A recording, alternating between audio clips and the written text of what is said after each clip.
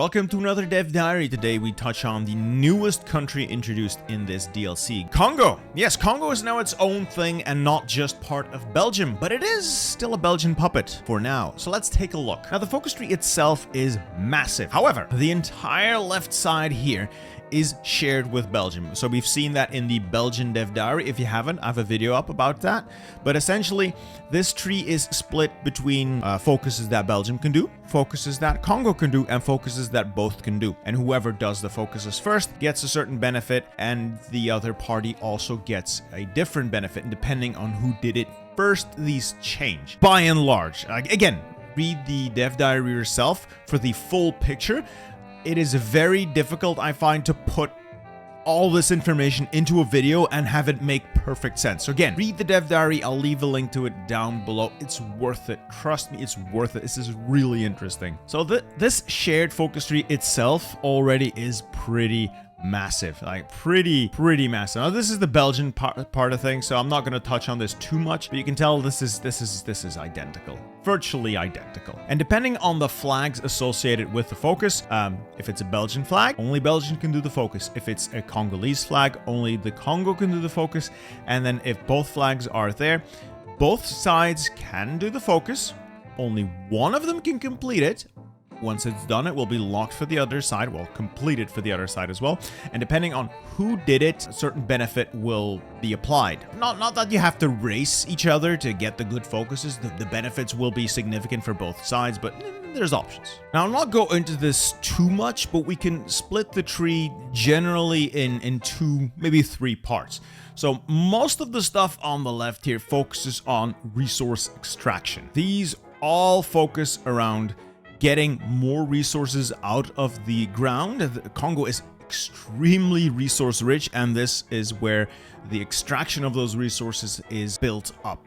It is beneficial for Belgium if they maintain the colony, because Belgium itself does not have that many resources, but it does have a powerful industry that needs to be fueled, and this is a cheap way of fueling that industry.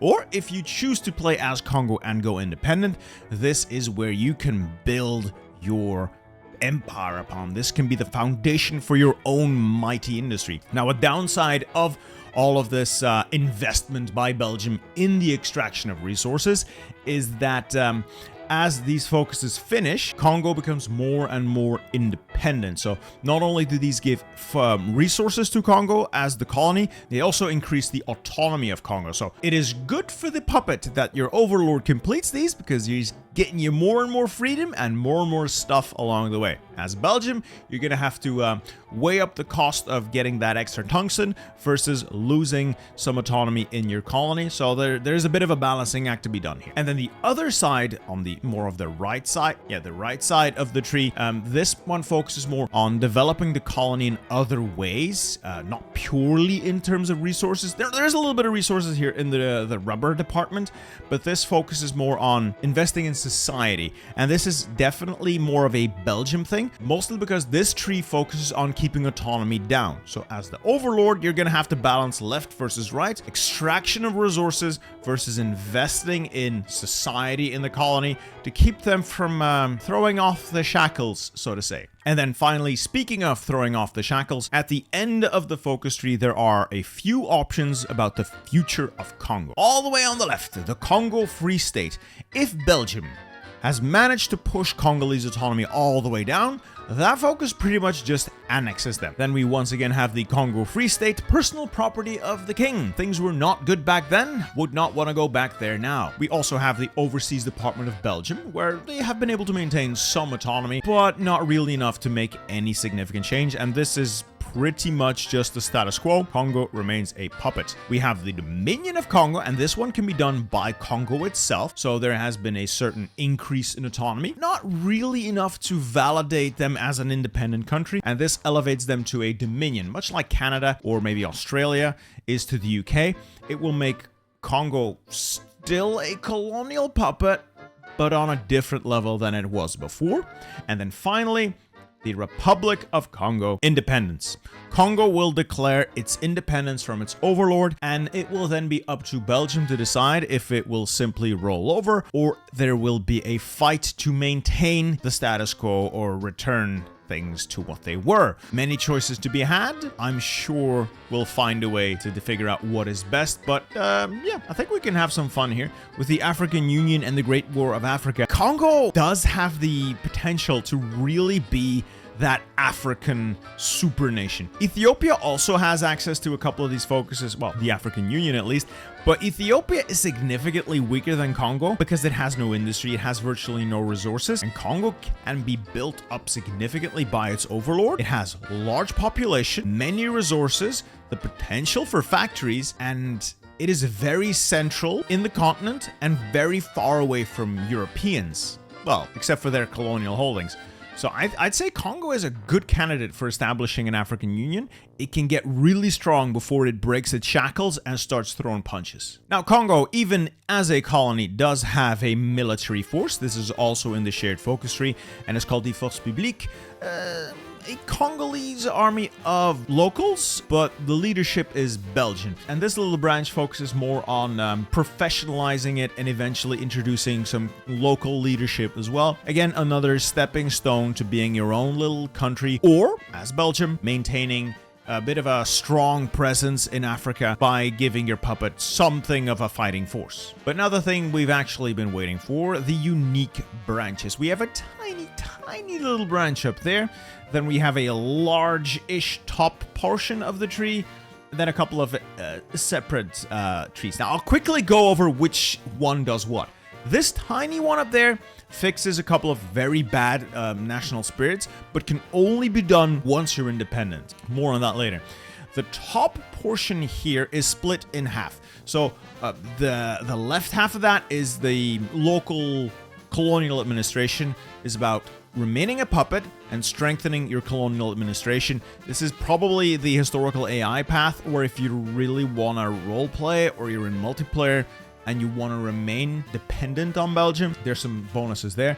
And the right side of that tree has, again, two more options, but both lead towards independence through different means. We have a democratic path towards independence, negotiation, building up to it, and coming to an agreement where Congo can be a strong democratic nation in the African continent. And then the right side is violence, pure unadulterated violence, where through the power of communism and uniting the local tribes, you attempt to overthrow your oppressors. And, well, there will be blood. The central branch here is very specific to being a puppet. This is about helping your overlord fight its wars in Europe and giving your army a little bit of a bonus while you're at it. This only works if you're still a puppet. And then the bottom branch here is all about strengthening your army. So you got a naval tree, you've got an air tree, you got an army tree. Every country has some variation of these, so nothing's particularly shocking there. And now this bottom portion here is the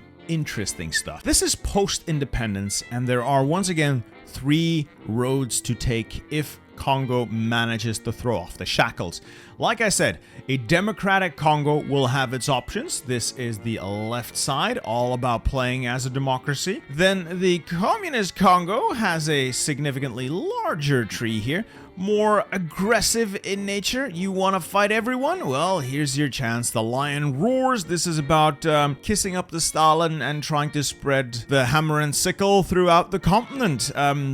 Some of these focuses, I'll show them in a bit, but this shares some things with the Ethiopian path, where you can, instigate rebellions in European colonies. I hope the system works now because it's horribly broken in Ethiopia. And then these final 2 focuses on the right are special. It's our monarchist path. You're not democratic. You're also not communist. In fact, nobody has enough support for anything. Well, good old monarchism. Now, let's see here. First off, the invisible roof national spirit. This is the national spirit we try to fix using that teeny tiny focus tree I showed before. So we use these 3 focuses: the Congolese business owner, desegregate the universities, and shatter the roof. And these slowly fix the invisible roof national spirit, at least making Congo somewhat competitive once independent. Then the pre-independence tree, like I mentioned before, colonial administration path and the two independence paths. You can see the colonial administration focuses on strengthening what is already there and maintaining the status quo, but you do get some stuff out of it. So resources, factories, leaders, there are things here that give you definite benefits, or at least you give your puppet benefits if you're Belgium. Very interesting. If you want to play a loyalist colony, you got options. You get a little bit something out of it. And if you're not about that life, there is independence to be had as well, forming the Congolese National Movement or the National Committee for Liberation, depending on whether or not you want to throw down the gauntlet. And throwing down the gauntlet will not be as difficult as, you know, the conventional wars. So the focus here, strike while the iron is hot, is what leads to your war of independence, and it's actually sensible. All you have to do as Congo is seize control of the major cities, and Belgium will eventually come to realize we're not regaining control. Let's just give up, go home. So either you capitulate the enemy and force a peace. Yeah, good luck getting to Belgium, but you know, it's not impossible. Or you seize control of Leopoldville, Elisabethville, and Stanleyville, and they will eventually come to an agreement, and you will be free. So great, I don't have to sail my army to Belgium. Okay, and then this central branch here, this is if you're still a puppet and your overlord fights itself at war, this is where we can pick up some nice bonuses to our own military situation. Because while Congo is not immediately threatened by World War II, it is well positioned to help take out Ethiopia, and considering it has a large population, bit of an industry, it can produce a military that can help its overlord out a little bit, if it so chooses. Speaking of the military, like I said, military branch, pretty much everyone has a variation of these. So, Marine Nationale, a naval tree. Then we have a Force Aérienne Congolaise. This is our Air Force tree. Yeah, as you'd expect. And then Force Terrestre. This is the army branch, turning your Force Publique Gendarmerie into an actual military. There's probably some factories here, mostly bonuses. Yeah, depending on what you want, there is stuff to be had here just to turn you into something of a real army instead of a bunch of local militias. And now you've become independent. Congratulations. Now, which way, Congolese man? 3 different paths, like I said, depending on your political situation. If you are more than 40% towards democracy, we have a lovely little path up there called the Kasavubu's First Cabinet. Congratulations, you're a modern democracy, now act like it. If you're 40% towards communism, well, the lion roars and we can proclaim the People's Republic of Congo, because every communist nation has to be a People's Republic, apparently. Communist branch here does have a couple of interesting things in it. For instance, the Pan-African Congress here is very similar to the Ethiopian path, where you can boost resistance and reduce compliance in the European colonies in Africa to eventually get them to rise up. I hope they've reworked or fine-tuned it a little bit, because currently as Ethiopia it is extremely fiddly and hardly ever works. But this, in theory, gives you a way to bring the African nations into the fold, a communist fold, without total global war. Again, in theory, if it works. And then on the other side, the liberation by force leads you towards a more, violent path to victory and freedom, culminating in the African Union, much like the African Union you can form as Ethiopia. This is a faction where you can create the executive council. You first liberate the countries, turn them into puppets, and then integrate the puppets into a super nation called the African Union. Again, bit fiddly, very PP intensive, so I hope it's been reworked a little bit. Gives you a lot more to do than the democracy side of things, I think. So I'd say this is an interesting way to play an independent country, an independent Congo. But you know what else is interesting? Assemble a Regency Council, and that's 2 focuses. Only 2 focuses for now, because the branch unlocks once you've actually gone down the path. Oh, I'll talk about that in a little bit. First, we have some more stuff to get through. One of the fun things that they've added now is the United States of Latin Africa. Not America, Africa. So this is a new formable nation for pretty much all of the local African countries, should they appear on the map somehow. And once enough has been conquered or occupied, glorious expansion can be had. Yeah, okay. Gives you a goal to work towards, I suppose, if you're playing as Congo or anyone else in the region. You control enough of this and you can form the United States of Latin Africa. Another fun little thing, democracy is not toothless as Congo, so the democratic independence path gives you access to this, the Declaration of Congolese Unity, giving you an event to demand the French and Portuguese to give up some of their colonial holdings that share deep tribal connections with your own country. And whether or not they agree, you will get claims and the ability to integrate those territories into Congo itself and get cores. So even democracy has a path towards expansion. But for the most part, the democratic path is about, strengthening the country in a way that does not really require it to look outside its own borders. It is a relatively peaceful path with options for a bit of saber rattle. But if you really want to rattle the saber and you want to rattle it good, there is the communist side of things. So we are going to go out and fight. These are mostly focused on improving your war support, improving your army focuses, and giving you the ability to muck about on the continent. Like I said, the Pan-African Congress does some things to occupied land. So colonial land directly occupied by a European nation gets a significant boost in resistance and a reduction in compliance to prepare for the revolution. And the colonies, the puppets that are on the African continent will get a massive, a large amount of autonomy. Good on paper, but for Ethiopia, who have a very similar mechanic, this doesn't quite work.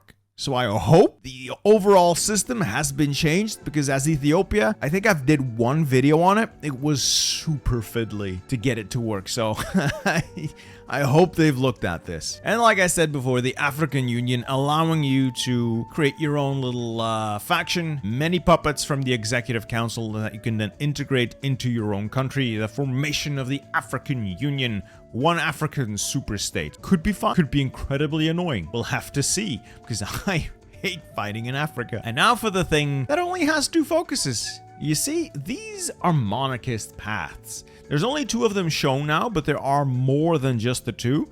Unfortunately, no Habsburgs around this time, so alas, it is really an oversight. This absolutely was rightful Habsburg territory. But yeah, once you unlock the monarchist path, you will have several different options once the Regency Council has decided on a path forward. And you will go shopping among the various local tribal kings to find somebody worthy of leading the entire nation of Congo. And then depending on what tribal king you've chosen, the path forward changes. For instance, under Maluango, there is more of a friendly attitude towards the Europeans or the Portuguese, and then trying to play them off against each other, I suppose. Umwami of Rwanda focus more about linking up with East Africa. The unification of East Africa seems to be high on their priority list. Those are only two of the paths, but there will be more in total. And almost each and every one of these men have glorious hats, immediately making them qualified to be kings. So the bottom right guy needs to get his hat game on point, but these other guys are at least playing the part. Yeah, I need to play Monarchist Congo. I need to get that hat. I must have it. And there we have it, a quick look at Congo and the things to come for the mighty African nation. If you're interested in this dev diary, please read it. I have a link down below. If you're interested in buying the DLC, again, I have a link down below. It takes you to the Paradox store where you can get a Steam key for the same price as Steam. The only difference being I get a commission on the sale. You get a Steam key, everybody wins. Anyway, I hope you've enjoyed the dev diary and I hope you will enjoy the content moving forward. I'll see you next time. Goodbye.